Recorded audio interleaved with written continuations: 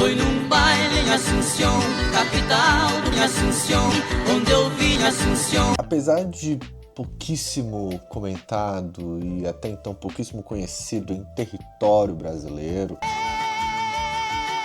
para com essa porra aí! os quadrinhos do Paraguai já existem há muito tempo, desde pelo menos o século XIX, já tem uma produção quadrinística ou caricatural em território paraguaio. E assim, é um país vizinho nosso. E que se eu te pergunto o que vem na sua cabeça de quadrinho paraguaio, dificilmente vai vir alguma coisa grande. Provavelmente já foi publicado aqui no Brasil títulos paraguaios, mas eu mesmo não conheço algum, assim. Se vier me perguntar, me fala um quadrinho paraguaio aí, Matheus, eu vou falar assim, meu amigo, não sei. Burro, incompetente. E assim, inclusive teve artistas paraguaios que vieram pro Brasil trabalhar com publicações aqui. Sabia disso? Sabia não. Esse é o seu lugar, porque eu vou te contar, vou revelar quem foi esse cara. E se você sabe também, não deu spoiler, nem vem comentar, foi fulano. Se bem que se você ver esse vídeo até o final, se você quiser, você vai vir comentar e falar, quem veio do Paraguai trabalhar no Brasil foi fulano de tal. Mas aí tudo bem, porque você vai ter visto o vídeo e... enfim, foda-se. É isso. Está começando mais um vídeo do Gibizinho do Eliminado, dessa vez estamos falando do quadrinho Paraguacho. Bora!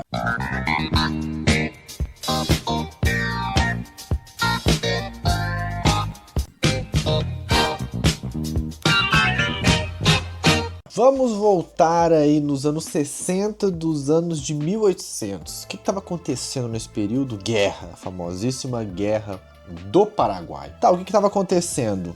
Temos um território, Brasil, Argentina, Uruguai e Paraguai. Um belo momento, o Brasil manda tropas para o Uruguai para ser a favor do exército colorado contra o exército branco. O exército branco era um exército a favor do Paraguai. O Paraguai era governado pelo Francisco Solano Lopes, que tinha aí um ideal expansionista e tudo mais, e a Argentina era apoiadora, né, era amiga do Paraguai de Solano Lopes. Solano Lopes fica puto e fala assim, então beleza, invade o Mato Grosso em 64, e aí o Brasil foi e pimba, mandou exército. Solano Lopes fica um tanto quanto acuado, pede ajuda da Argentina, que até então era amiga do Paraguai, para justamente passar tropas para conseguir chegar até o território brasileiro. O presidente argentino da época fala assim, não vai rolar não. Aí o Solano Lopes fala assim, filho da puta, tu me traiu, vou te dar porrada também. Aí começa a bater na Argentina. O pau quebrando, eita porra!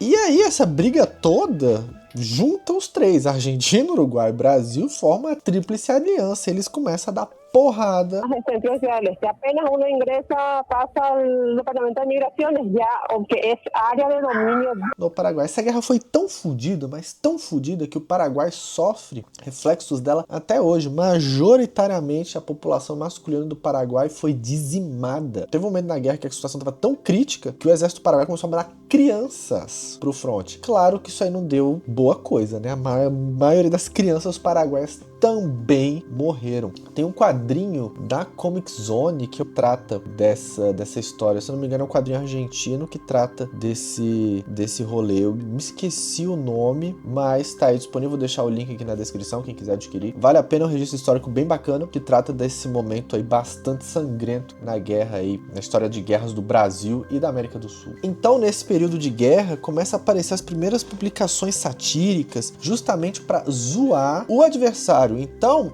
os paraguachos, eles começavam a fazer artes satíricas e revistas de humor zoando os brasileiros. Então, nesse momento, começa a ter muita piada racista. Os paraguaios chamavam os soldados brasileiros, que eram compostos majoritariamente por negros, de que? Macacos. Então, essas revistas faziam bastante sucesso e elas eram centradas em locais estratégicos de guerra, porque essa revista também servia de propaganda, né? Então, as primeiras revistas desse tipo de conteúdo surgidas dos paraguaios eram El Centinela, Cacique Lambaré e a mais famosa delas, o Cabichuí.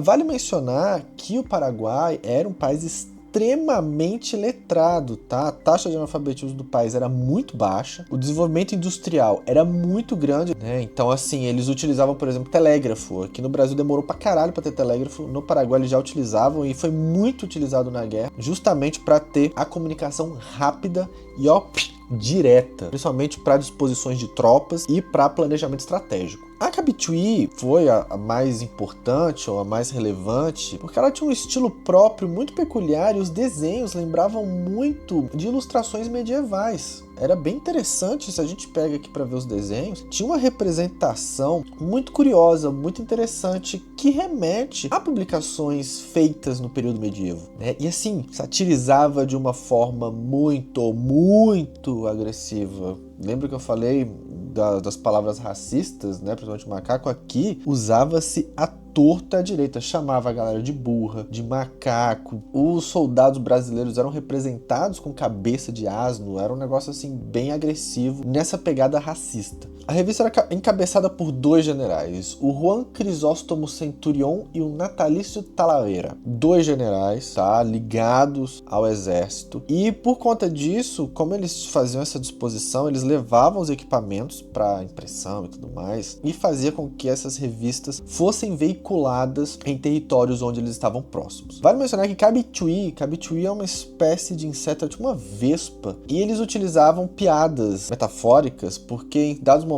na guerra, as charges dos soldados brasileiros, eles eram atacados justamente pelas Cabituí, né, que representava aí alguma coisa paraguaia. A revista durou 95 edições, durou pouco mais aí de um ano, e ela teve um encerramento porque eles tinham um forte que foi dominado, o Forte Humaitá. Ele foi dominado pelo exército inimigo, né, o uruguaio, argentino e brasileiro, e aí eles têm que fugir. E nessa fuga não tem como levar os equipamentos. Então a revista perde muito da condição dela de impressão, e também um dos últimos generais, né, não sei se foi o Juan ou o Natalício, foi morto durante a tomada desse forte. Então, 1868 a gente marca aí o fim da publicação da Cabituí por conta desses fatores bélicos. Vale mencionar que a guerra vai durar mais 2 anos depois da queda da Humaitá, né? Vai acabar lá em 1870 com o Paraguai sendo perdedor. Pulamos para o século XX, estamos aí nos anos de 1900. Nesse período, a charge, a questão artística paraguaia começa a se desvencilhar do texto e vai focar no imagético, principalmente na caricatura. Aqui cito 3 artistas que foram muito relevantes, principalmente para inspirar uma nova geração: o Miguel Acevedo, o Juan Sorazabal e o André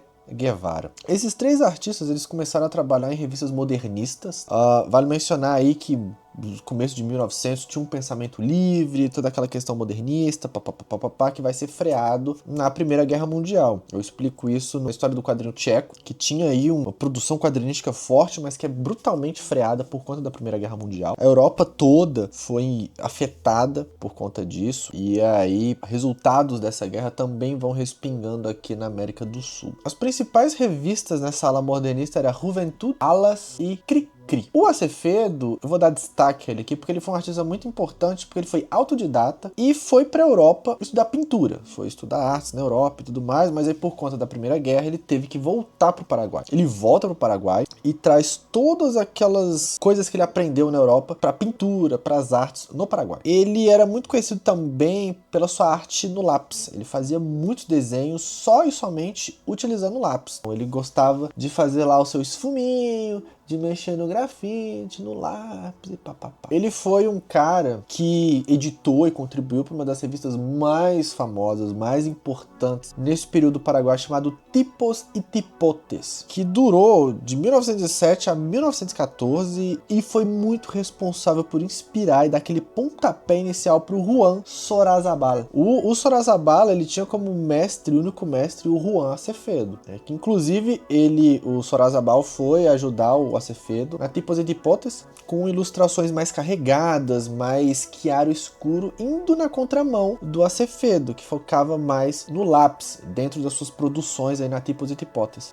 Em algumas artes você vai encontrar assinado como Chuchín. Chuchín foi um pseudônimo aí que o Sorazabal utilizou. Em 1930 ele precisa fugir do Paraguai, por conta de que ele participava de uma revista chamada La Palabra, e como ele era crítico e tudo mais, ele fazia muitas críticas ao governo paraguaio, que não gostou, ele precisou dar um fujão pra Argentina. Lá na Argentina ele vai conhecer outros artistas, inclusive o André Guevara, que foi um artista paraguaio que, junto com o Sorozabal e o Juan Cepeda, fizeram parte do que eles chamam de geração de 23, ou seja, um dos principais artistas a compor aí o ano de 23, dentro dessas pegadas artísticas, de publicações satíricas, impressas e tudo mais. O André Guevara, que foi um dos caras que o Sorozabal fez amizade, ele contribuiu junto com o Sorozabal, inclusive, na Caras e Caretas, que foi uma revista aí bem importante na Argentina. Eu comento sobre a Caras e Caretas, se não me engano, na história do quadrinho argentino, então quem tiver interesse,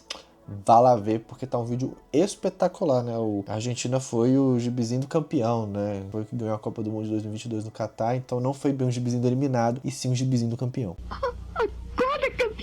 Dentre esses 3 artistas da geração de 23, para mim o Guevara é o mais interessante, porque ele pôde trabalhar com diversos estilos, foi um cara que viajou muito, e ele foi o cara que veio trabalhar aqui no Brasil. Quem quis saber aí foi o André Guevara. O cara tinha charges e narrativas sequenciais, já um sistema mais quadrinizado. E você me pergunta, Matheus, por que o Guevara vem trabalhar no Brasil? Sei lá. Tipo assim, Paraguai não era interessante, né? Não tinha uma proximidade com a Argentina, podia vender os gibis pra Argentina e tudo mais, blá, blá, blá, blá. Poderia. Mas o que acontece? Guevara foi um galanteador de primeira. Imagina o Zé Bonitinho, pega todo aquele molho do Zé Bonitinho e bota no Guevara. O cara era boa pinta, ia pros melhores eventos, gostava de mandar o charlate e estava charlatando com uma dondoca. E aí você me pergunta, quem era essa dondoca? Era nada mais, nada menos que a filha do presidente paraguacho, meu irmão. E aí a coisa fica feia. E aí descobrem a parada e a coisa aperta pro Guevara. Sorte que o Guevara tinha recebido um prêmio na Argentina e ele ia lá buscar. Porém, o embaixador paraguaio lotado no Brasil manda um convite pra ele. Fala assim, cara, por que você não passa um tempinho aqui no Brasil e você expõe suas artes aqui numa grande exposição que a gente vai fazer? Porque assim, no Rio de Janeiro já tinha uma cultura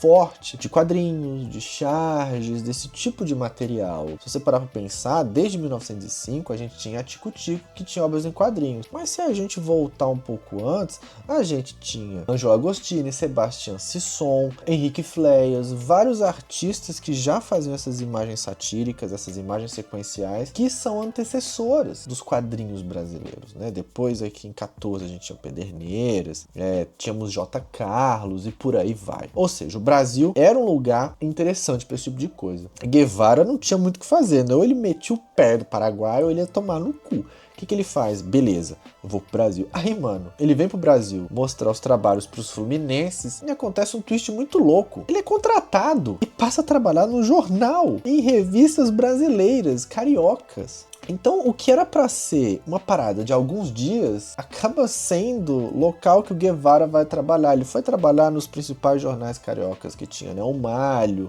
o Cruzeiro. E ele fica aqui uns 7 anos. Quando é 1930, ele vai pra Argentina, de fato. Passa a trabalhar como design para jornais e publicações impressas na Argentina, como a Crítica e o Mundo Argentino. Ele chegou até a trabalhar no Clarim. Clarim foi o jornal argentino em que começa a publicar Mafalda, por exemplo. Na década de 40 ele fica dividindo seu espaço entre Argentina e Brasil, Argentina e Brasil. Por exemplo, no Rio ele vai trabalhar para a Folha Carioca e em São Paulo ele vai trabalhar para Última Hora, por exemplo, nessa pegada.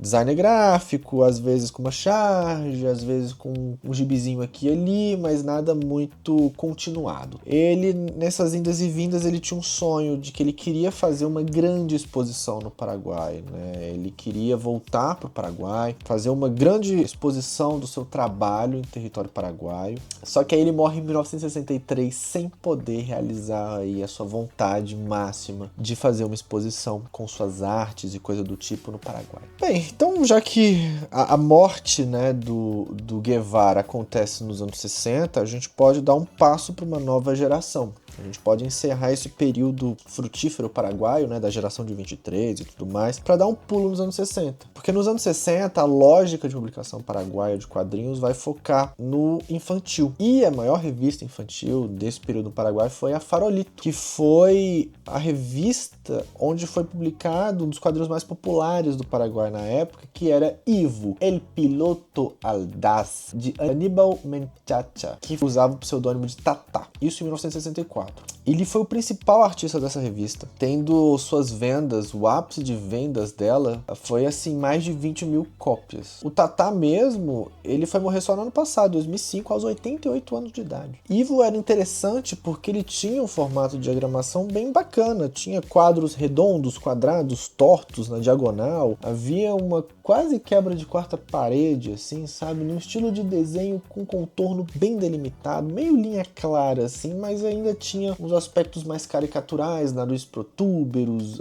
linhas cinéticas e por aí vai. Outro importantíssimo artista paraguaio foi Robin Wood. Sim, esse era o nome dele. Paraguaio que vai fazer muito sucesso na Argentina. Roteirista de primeira mão, sabe? A Argentina os caras valorizam muito, cara. Tanto que eu achei que o Robin Wood era argentino. Porque ele vai fazer muito sucesso na Argentina. Pra quem viu o vídeo da história do quadrinho argentino, a Argentina era uma indústria muito forte de quadrinhos, né? Publicavam-se muitas coisas. Então, vários artistas da América do Sul, falantes do espanhol, mandaram trabalhos pra Argentina e trabalharam no mercado argentino de quadrinhos. Robin Wood foi um deles. Principalmente para uma editora chamada Columba. O título de maior relevância que ele fez para essa editora foi o Nippur de Lagash. Fez muito sucesso na Europa. Como o Robin Wood era roteirista, quem ficou encarregado dos desenhos do Nippur de Lagash foi um portenho, nascido em Buenos Aires, chamado Lúcio Oliveira. O Wood ele vai para Dinamarca nos anos 80 e passa a trabalhar no mercado europeu. Ele vai fazer Dago, se eu não me engano, que explode na Itália e vai ser assim um dos títulos mais famosos dele de todos, assim. Mas saibam que foi um artista paraguaio, o Robin Wood, que morava na Dinamarca, trabalhou em revistas italianas e lançou aí Dago pra galera. Então imagina assim, o Robin Wood ele foi parceiro de trabalho de artistas argentinos assim, tarimbadíssimos. Mandarafina foi desde da Grande Farsa, um gibi maravilhoso escrito pelo Carlos Tricho. Foi publicado pela Comic Zone. Não sei se está disponível, mas vou deixar o link aqui na descrição. Espero que esteja, porque é um gibi maravilhoso. Se não tiver, vai atrás. Vai no sebo, sei lá, procura. É um gibi foda e foi publicado lindamente pela Comic Zone. Foi um dos maiores acertos da Comic Zone. Foi ter feito essas linhas argentinas, sabe? Evaristo, Eternauta 69, produções do Tricho com Breccia. Então, assim, foi um baita acerto. A Comic Zone acertou muito. Isso aí foi um dos maiores acertos de todas as editoras que tinha aqui no Brasil. Nesses últimos 8 anos, acho que não é tão... Não deve ter mais de 10 anos essas publicações, mas enfim, nos últimos 5, 6 anos. Foi um dos maiores acertos de editoras, de todas as editoras que já teve. Foi a Comic Zone com essa linha de quadrinhos argentinos. Cara, só a nata da nata. Enfim, também contribuiu com Henrique Alcatena e Alberto Salinas, que foi um autor argentino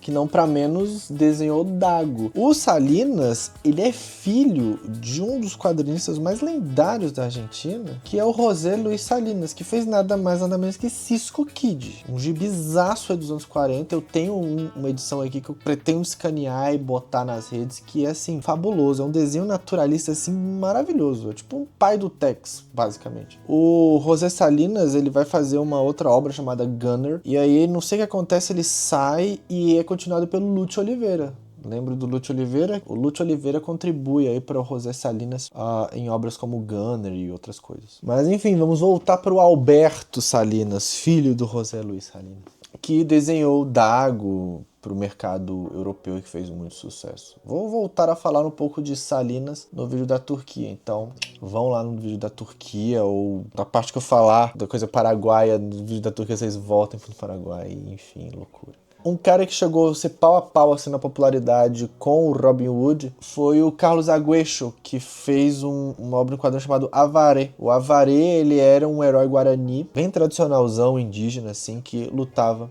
contra os colonizadores espanhóis. A obra de 71 e era um suplemento do jornal Última Hora. E aí, em 1981, Agüero, junto com outros artistas, ele vai fazer uma das primeiras revistas undergrounds, meio fanzine, assim, do Paraguai, chamada Quimera, focada 100% no quadrinho paraguaio, tá? E era distribuído por todo o país, assim. Foi uma prática editorial muito legal, muito bacana, para trazer autores novos e dar uma difundida aí no quadrinho paraguaio. De forma independente, né? Era no mão a mão e tudo mais, facilitado por conta da Xerox. Então era muito mais fácil, você fazia lá o original, botava no Xerox, imprimia, pum, fechava, fazia o seu livrinho e tchau. Vai distribuindo, vai vendendo pra galera no bar, na faculdade, onde quer que seja. Rapidamente ela foi espalhada e aí teve aí uma estética meio de nicho, né? Ficou um negócio meio nichado assim pela galera, mas era uma publicação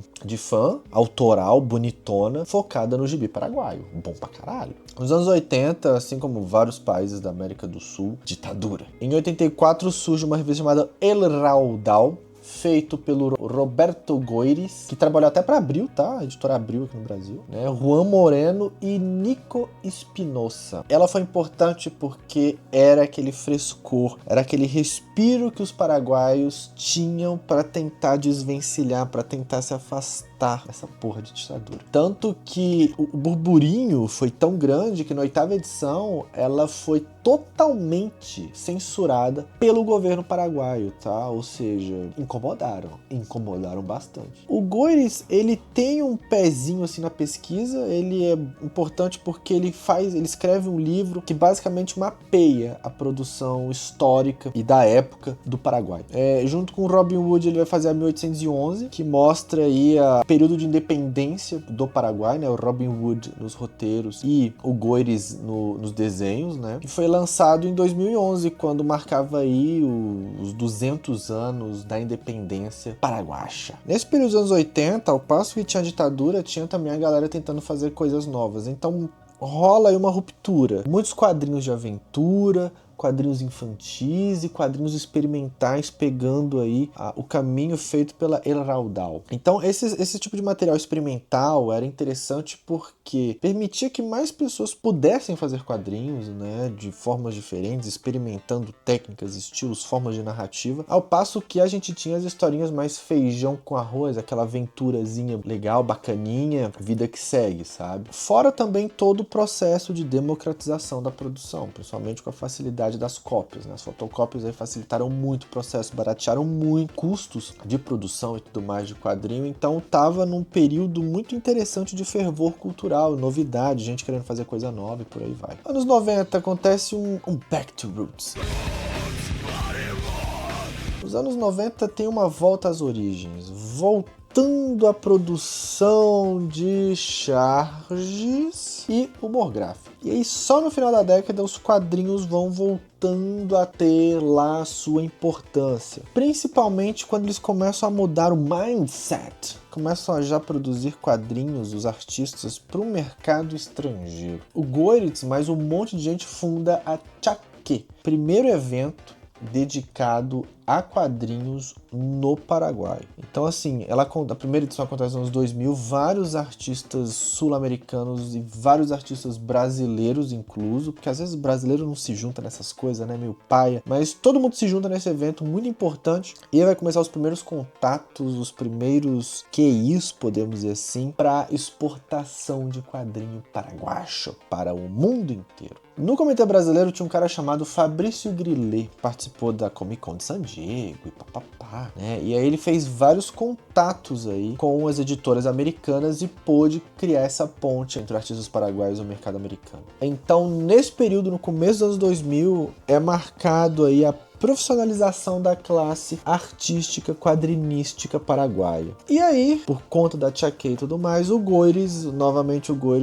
está em todas. Ele vai fazer uma empresa chamada Tinta Paraguacha. A Tinta Paraguaia é uma subdivisão da empresa maior do Goires e ela é fundada para servir de auxílio na confecção dessas etapas da feitura do quadrinho. Um dos artistas que foi trabalhar nos Estados Unidos paraguaio e que fez parte de todo o processo da Tinta Paraguaia foi o Juan Moreno, que tem um estilo de desenho muito similar a esses artistas classicões vulcões argentinos ou até então filipinos, né? Essas capas espadas e tudo mais, né? Essas versões genéricas, diferentonas de personagens parecidos com o Conan era muito comum. E assim, o Moreno tem tanto detalhe no desenho que você fica assim, meu amigo, como que você faz um negócio desse, velho? Esse processo todo é facilitado por conta do fax. E depois de um tempo do e-mail e papapá. Mas nesse período, principalmente o fax. Pegava o desenho, botava na máquina do fax, mandava lá para os Estados Unidos, bota na prensa, faz a revista, sei lá o que, lança essa porra. Pimba, né? Então esse período foi muito bom para essa galera, né? Tipo de Lagash, Dago e tudo mais, esses títulos que foram publicados no estrangeiro foram publicados e facilitados esse processo por conta disso. Fax. Os caras não mandavam por correio, às vezes mandava, mas o fax facilitou muito, principalmente envio de roteiro, tá? O envio de roteiro era muito mais fácil, o cara datilografava, mandava lá, chegava pro desenho e ele falava, beleza, vamos desenhar, desenhar. Então hoje o mercado paraguaio é muito focado nesse resgate histórico, podemos dizer assim, né? Tem as produções independentes, feitas de forma online e tudo mais, né? Há influência do mangá no meio também, até porque eu acho que nessa altura do campeonato é impossível a gente ter um lugar que não seja muito influenciado em algum nível pelo quadrinho japonês, certo? Então há também adaptações de obras literárias e a gente consegue ver que há uma valorização, há uma produção do quadrinho paraguaio que por algum motivo muito maluco, muito obscuro, não sei porquê, não chega até nós brasileiros. Pode ser também uma questão minha que eu não conheço e não cheguei a aprofundar no caso da pesquisa. Quantos quadrinhos paraguaios foram publicados aqui no Brasil? Se cria vergonha na sua cara e vai se procurar trabalhar. Mas assim, a rigor, no contexto geral, ele não é forte, ele não é tão popular quanto o mercado argentino. Teve uma editora que até tentou trazer algumas coisas do Chile pra cá, principalmente porque aquele Geraldo, eu não vou lembrar o sobrenome, Geraldo Borges, se eu não me engano, foi trabalhar no mercado chileno e aí ele meio que criou uma ponte com, não sei qual editora que ele trabalhava na época, mas não foi pra frente, infelizmente. A gente tem muito problema em pegar esses quadrinhos de nossos vizinhos, né? Tem aquela frase, né, que o Brasil está de costas pros seus irmãos ou pros seus vizinhos ou coisa do tipo, ele fica olhando pra Europa que tá além do oceano, sei lá o que. E realmente a gente esquece, a gente não pega produção peruana, chilena, paraguaia, Uruguai, algumas coisas aqui, até a Argentina que produz um monte de coisa, poucas editoras vão atrás, né? A Comic Zone começou aí a trazer de volta publicação argentina e outras editoras começaram a pegar também, mas por algum motivo deu uma esfriada. Acabaram os chavões? Não. Mas por quem não vem? Não sei. Acho que os caras estão focados em mangá, né? Mangá.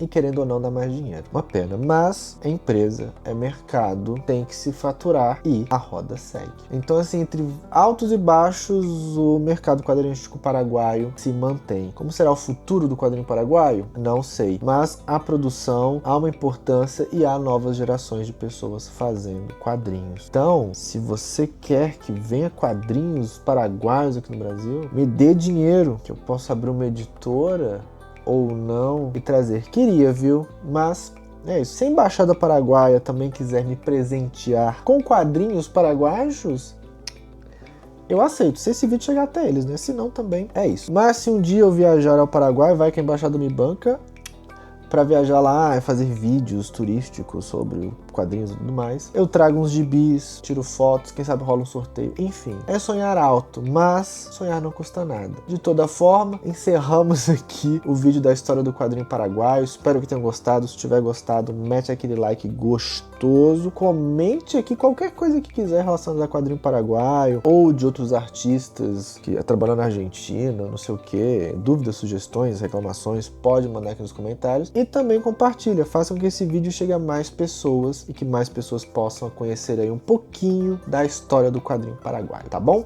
Então um beijo pra vocês e até o próximo Gibizinho do Eliminado. Qual será o próximo país a ter vídeo aqui no canal? Não sei, mas em breve vocês descobrirão.